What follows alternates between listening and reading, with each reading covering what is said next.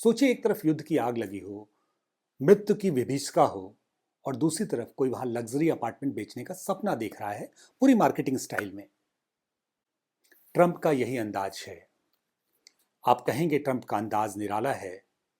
Trump unpredictable हैं। उन्हें लगा वेनेजुएला को डराएंगे तो ईरान खुद ब खुद घुटने टेक देगा। ग्रीनलैंड को तो वो ऐसे देख रहे थे जैसे कोई पुरानी हवेली हो जिसे खरीद कर होटल बना देंगे। लेकिन दुनिया ने ऐसा करारा जवाब दिया कि ट्रंप को यू टर्न का वर्ल्ड रिकॉर्ड बनाना पड़ा। कितनी बार, या ये कह लीजिए या यूं समझ लीजिए कि नीतीश जी से मुकाबला है डोनाल्ड ट्रंप का। आज की कहानी किसी हॉलीवुड की हाई स्टेक पॉलिटिकल थ्रिलर से कम नहीं है। हम बात करने जा रहे हैं डोनाल्ड ट्रंप के उस मास्टर प्लान की जिसका गुब्बारा फूटने में सिर्फ 3 हफ्ते लगे। इसे आप the art of the deal का फ्लॉप सिक्वल भी कह सकते हैं। असल खेल शुरू हुआ बोर्ड ऑफ पीस से। ट्रंप ने सोचा कि यूएन को पीछे छोड़ा जाए, मैं अपना खुद का शांति बोर्ड बनाऊंगा।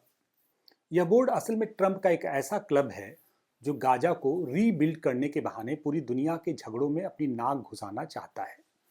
दुनिया को लगा था कि ये गाजा की मदद करेंगे, लेकिन ये तो पूरी दुनिया का पंचायत हेड बनने का प्लान था। तो पूरी कहानी इस तरह से शुरू होती है कि ट्रंप ने दावोस में अपनी महफिल सजाई। खूबसूरत महफिल। 60 देशों को न्योता भेजा, इनविटेशन भेजा गया। बिल्कुल वैसे ही जैसे मोहल्ले में नई दुकान के उद्घाटन पर सबको बुलाया जाता है। लेकिन आप पार्टी का प्लान करें, पार्टी वार्टी सज जाए, केक वेक आ जाए और कुछ नया तमाशा हो जाए, ऐसा तमाशा जो एक तरह से आपके लिए बहुत एम्बेरसमेंट बनने की वजह बन जाए। 60 में से सिर्फ 20 देश पहुंचे। उनमें से भी 14 तो ऐसे थे जिन पर अमेरिका ने खुद बैन लगा रखा है। यानी ट्रंप ने अपने ही घर के ब्लैकलिस्टेड मेहमानों के साथ फीता काट दिया। अब मज़ेदार बात यह है कि जो G7 के जो पावरफुल देश हैं वो इसमें नदारद थे। यूरोपीय यूनियन ने तो एक तरह से सीधे बायकॉट कर दिया। और जहाँ तक भारत का सवाल है, हमने वही किया जो हम शादियों में करते हैं। कार्ड ले लिया, मुस्कुरा दिए, पर गए नहीं। ट्रंप को लगा था कि दुनिया उनकी रियल एस्टेट वाली धमकियों से डर जाएगी, पर दावोस में उन्हें पता चल गया कि अब उनकी हवा निकल चुकी है। ये एक साख का संकट है। वो अमेरिका नहीं है जिसके इशारे पे पूरी दुनिया रेंगने लगती थी।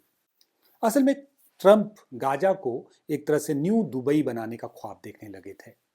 अब बात करते हैं उस प्लान की जो ट्रंप की टीम ने प्रेजेंट किया था। कुल मिला के जो पीपीटी बना था, उसकी स्लाइड्स ऐसी थी जैसे किसी 7 स्टार रिसॉर्ट की मार्केटिंग हो रही हो।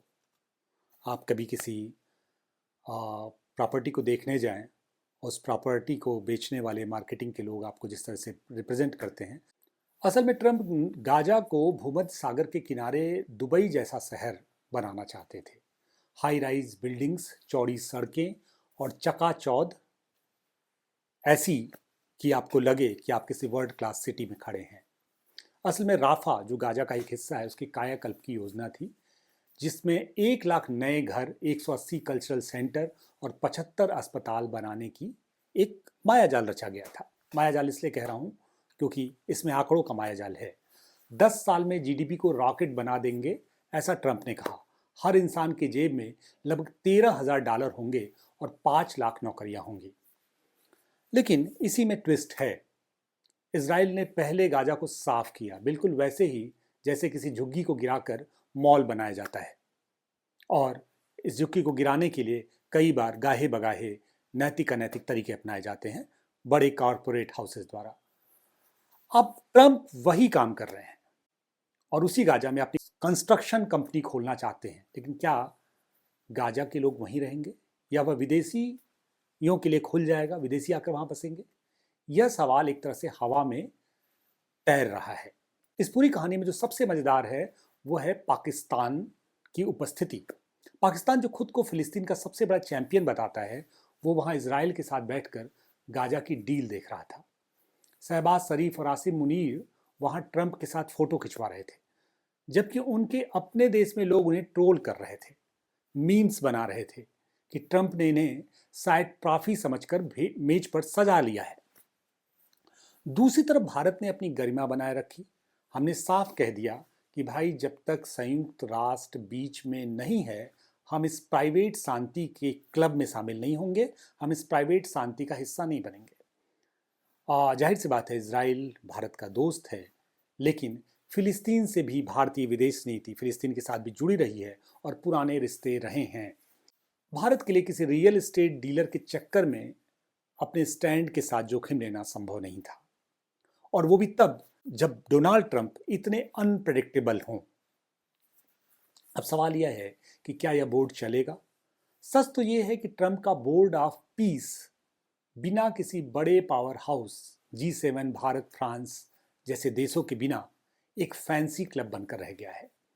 रूस ने तो सीधा कह दिया है, पहले हमारे फ्रीज किए हुए पैसे वापस करो, फिर बात करेंगे।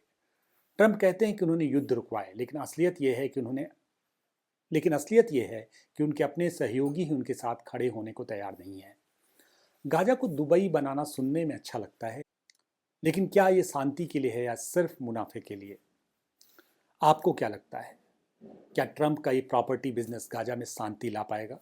ट्रंप की पर्सनालिटी में उनका अनप्रडिक्टेबल होना एक बहुत सामान्य बात है, अब तक पूरी दुनिया ने नोटिस कर लिया है। इसीलिए दुनिया ट्रंप के कहे हुए बात पे बेट नहीं करती है। ट्रंप की साख कमजोर हो रही है, लेकिन सवाल यह है कि क्या ट्रंप की साख के साथ ही यूएस की भी साख कमजोर हो रही है? क्या ट्रंप यूएन के समानांतर किसी और संगठन को खड़ा करना चाहते हैं? क्या ट्रंप का बोर्ड ऑफ पीस इसी कड़ी में एक प्रयास है? अब इस पूरे प्रकरण में अगर भारत की बात को समझा जाए कि भारत कहाँ खड़ा है, तो असल में भारत पिछले 1 साल से ट्रंप जिस तरह का टफ टाइम दे रहे हैं भारत को, उसके बाद भारत की जो प्रतिक्रिया है, वो जाहिर सी बात है वो बहुत मैच्योर प्रतिक्रिया है। प्रधानमंत्री मोदी तो सार्वजनिक तौर पे लगातार अमेरिका के द्वारा किए जा रहे तमाम जो उनके अमेरिका के एक्शन हैं या ट्रंप के जो तमाम इस तरह के झटके हैं जो पूरी दुनिया को दे रहे हैं, उस पर एक तरह से मोदी अपनी प्रतिक्रिया भी नहीं दे रहे हैं। वो लगातार शांत हैं, बिल्कुल गंभीर। और जाहिर सी बात है, भारत ने जिस तरह से पूरी दुनिया में अपने लिए मार्केट की तलाश की है, ग्लोबल शिपमेंट के नए ऑप्शंस देखे हैं, यूरोप के साथ एक बड़ी डील करने जा रहा है भारत। इसके पहले भी उसने दुनिया के तमाम हिस्सों में एक तरह से अपने शिपमेंट के लिए, अपने एक्सपोर्ट के लिए जगह तलाशी है, बाजार की तलाश की है। और यूरोप से जो डील होने जा रहा है वो तो बड़ा डील है, वो बड़ा एक तरह से समझौता है। तो भारत वो कर रहा है जो उसे करना चाहिए। और जाहिर सी बात है, इस पूरे प्रकरण में भारत ने जहाँ पे उसको इस तरह का स्पेस मिला, उसने अमेरिका को आंखें भी दिखाई और ये बताया कि भारत एक ऑटोनॉमस बॉडी है। आज की कोजागरी अब न्यूज़ अपडेट में बस इतना ही। हमें फॉलो कीजिए, हमारा मनोबल बढ़ाइए। नमस्कार।